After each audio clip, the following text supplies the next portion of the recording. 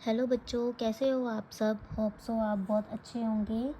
और जो मैंने आपको लास्ट में टॉपिक पढ़ाया था इंटीजर्स का एक्सरसाइज 1.1 आपको समझ आ गया होगा। ठीक है, तो बढ़ते हैं अपने नेक्स्ट सेशन पर, जो कि है मल्टीप्लिकेशन ऑफ इंटीजर्स। तो चैप्टर शुरू करने से पहले हम इसके बेसिक कंसेप्ट्स पढ़ेंगे, then we proceed to the exercise 1.2। सबसे पहले हैं रूल्स पढ़ेंगे। ठीक है, तो रूल्स जो मैंने आपको पहले बताए थे वैसे ही सेम रूल्स हैं। इसमें जब सेम साइन हो, यानी कि माइनस माइनस या प्लस प्लस, जैसे minus minus plus, plus plus plus होता है। ठीक है, अब डिफरेंट साइन में क्या होगा, माइनस प्लस या प्लस माइनस। तो कभी भी डिफरेंट साइन हो तो आंसर में हमेशा माइनस लगाना है, जैसे plus minus minus, minus minus plus. तो ये तो आपके माइंड में फिट हो गया होगा अब तक। ठीक है, तो नेक्स्ट है अपने पास properties of multiplication of integers. तो जैसे मैंने आपको लास्ट टॉपिक में प्रॉपर्टीज़ पढ़ाई थी एडिशन एंड सब्ट्रैक्शन के ऊपर, तो अब हम पढ़ेंगे यहाँ पे मल्टीप्लिकेशन के ऊपर कुछ प्रॉपर्टीज़। ठीक है, तो नंबर 1 पे है अपनी क्लोजर प्रॉपर्टी। तो हमेशा ध्यान रखना, क्लोजर प्रॉपर्टी ऑलवेज होल्ड्स, ये हमेशा होल्ड होती है, चाहे वो इंटीजर में एडिशन हो, सब्ट्रैक्शन हो या मल्टीप्लिकेशन हो। ठीक है, तो क्लोजर प्रॉपर्टी में मान लेते हैं कोई भी 3 इंटीज़र है अपने पास, ए बी एंड सी, कोई भी एक इंटीज़र है। तो जब हम ए और बी को मल्टीप्लाई करेंगे तो आंसर भी जो आएगा वो भी एक इंटीज़र ही होगा। चलो एग्जांपल से पढ़ते हैं। मान लेते हैं ए मेरे पास है 1, बी मेरे पास है 2। तो इन दोनों को सॉल्व करते हैं। ए मल्टीप्लाई बी, ए की वैल्यू है 1 मल्टीप्लाई 2, 1 2 ज़ा 2।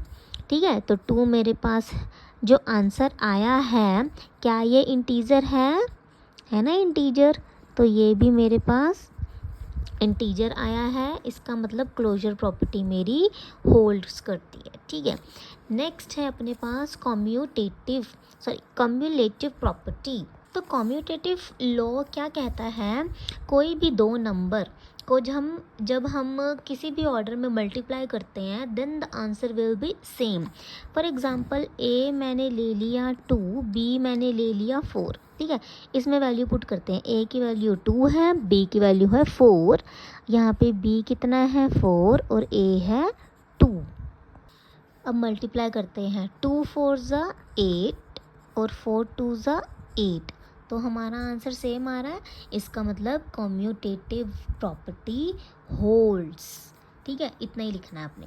नेक्स्ट है अपने पास एसोसिएटिव लॉ। एसोसिएटिव लॉ में भी सेम वही है, 3 लेने हैं आपने कोई भी इंटीजर। मान लेते हैं ए बी सी, मैंने 3 इंटीजर ले लिए, ब्रैकेट चाहे आगे हो चाहे पीछे हो but answer will be same. ठीक है, तो अब यहाँ पे मैं एग्जांपल से ही समझाऊंगी आपको। मान लेते हैं ए की वैल्यू हमने ले ली 2, बी ले लिया हमने 3 और सी ले लिया मैंने -4। एक टर्म मैं माइनस की लेके समझाऊंगी आपको। यहाँ पे वैल्यू पुट करेंगे, ए की वैल्यू है 2 मल्टीप्लाई बी है 3 मल्टीप्लाई सी की वैल्यू है -4। तो इसे हमने लिखना है ब्रैकेट के अंदर। तो इसे हम पहले करते हैं सॉल्व। 2 3 ज़ा 6 मल्टीप्लाई -4, तो ये मल्टीप्लाई हो रहा है तो आपने मल्टीप्लाई करना है। 6 4 ज़ा 24, यहाँ पे आपको माइनस दिख रहा है ना, तो माइनस लगाना है। ठीक है बच्चे, अब हम करेंगे अपनी दूसरी साइड को सॉल्व। तो यहाँ पे इक्वल्स टू का साइन डाल लेना। यहाँ पे देखो ए की वैल्यू है 2 मल्टीप्लाई बी है 3 मल्टीप्लाई सी की वैल्यू है -4। तो ब्रैकेट बड़ी लिख लेती हूँ। 2 मल्टीप्लाई 3 4 ज़ा कितना होता है 12 होता है। यहाँ पे माइनस साइन दिख रहा है तो आपने माइनस को स्किप नहीं करना, वो भी ज़रूर लगाना है।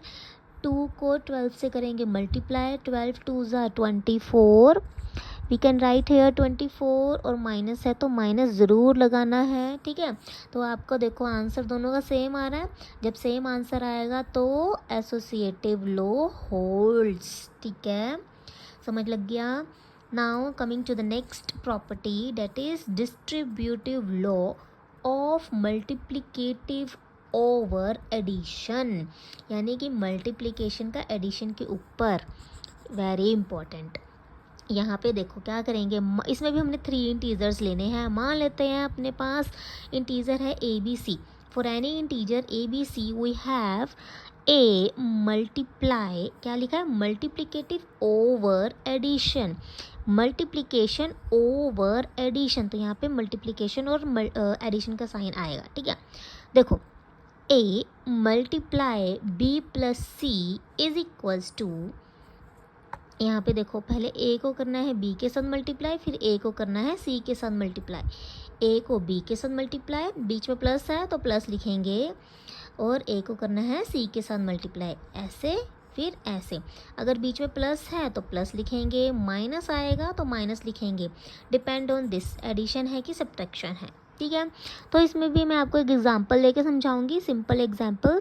ए की वैल्यू 2, बी की वैल्यू 3, सी की वैल्यू 4। अब यहाँ पे पहले सॉल्व करते हैं। ए की वैल्यू कितनी है 2 multiply B is 3 and C is 4। तो मैंने आपको एक बोर्ड मास रूल बताया था, जिसमें सबसे पहले तो होएगी ब्रैकेट सॉल्व, अगर ब्रैकेट है तो 3 + 4 आ रही है ना ब्रैकेट में, तो कितना आता है 7। तो यहाँ लिखेंगे हम 7, और 2 को 7 से मल्टीप्लाई करेंगे कितना आएगा 14, 2 7 = 14। Now coming to the other side, यहाँ पे देखो ए की वैल्यू कितनी है 2 मल्टीप्लाई बी की वैल्यू है 3 प्लस ए की वैल्यू कितनी है 2 मल्टीप्लाई सी की वैल्यू कितनी है 4, ठीक है। यहाँ से वैल्यू देख के हमने पुट कर दी।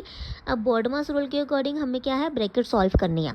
2 3 = 6 प्लस 2 4 = 8, 8 और 4 को अब हमने क्या करना है ऐड, कितना आ गया 14। तो दोनों के देखो आंसर सेम आ रहे हैं ना। सेम आने का मतलब क्या है, distributive law of multiplicative over addition holds, ठीक है। तो ये प्रॉपर्टी भी होल्ड करती है। Now come to the next property, multiplicative identity. Very very important है ये मल्टीप्लिकेटिव आइडेंटिटी में आपने ये कहना है, किसी भी नंबर को अगर हम 1 से मल्टीप्लाई करते हैं तो आंसर हमारा सेम नंबर ही आएगा। फॉर एग्ज़ाम्पल, ये मैं आपको बाद में समझाऊंगी क्या लिखा है मैंने। मान लेते हैं मेरे पास एक नंबर है, मान लेते हैं एक मेरे पास नंबर है 5, ठीक है। 5 को चाहे मैं ऐसे लिखूं, या 5 1 ज़ा लिखूं, या 1 5 ज़ा लिखूं, आंसर तो मेरा 5 ही आएगा ना बच्चे, है ना। तो किसी भी नंबर को जब हम 1 से मल्टीप्लाई करते हैं तो answer will be same number itself, ठीक है। तो हमने क्या कहा, A 1 multiply A is equals to A multiply 1 is equals to A itself for any integer A, यानी कि कोई भी नंबर हो सकता है, कोई भी इंटीजर हो सकता है, नेगेटिव का भी हो सकता है, पॉजिटिव का भी हो सकता है, ठीक है। अगर यहाँ पे मैं 5 की जगह -5 लिखूंगी, 5 की जगह -5 लिखेंगे तो answer will B -5, same number itself आएगा, ठीक है। नेक्स्ट है मल्टीप्लिकेशन बाय ज़ीरो, ये भी इम्पॉर्टेंट है। मतलब अगर किसी भी नंबर को 0 से मल्टीप्लाई करेंगे तो क्या आंसर आता है 0। तो यहाँ पे मान लेते हैं 0 को मैं 5 से मल्टीप्लाई करूँ, या 5 को 0 से मल्टीप्लाई करें तो आंसर क्या आएगा 0, ठीक है। कोई भी इंटीजर, फॉर एनी इंटीजर ए के लिए। तो ये इम्पॉर्टेंट बहुत ज़्यादा है। और लास्ट प्रॉपर्टी डिस्ट्रीब्यूटिव वाली करवाई थी, वो भी बहुत इंपॉर्टेंट है, तो ये आपको अपने माइंड में रखनी है। तो यहाँ तक तो मैंने आपको समझा दिया basic concept multiplication of integers, ठीक है। तो ये आपको अपने दिमाग में बिठाना है। कल हम करेंगे exercise 1.2 of multiplication of integers. Till then bye bye.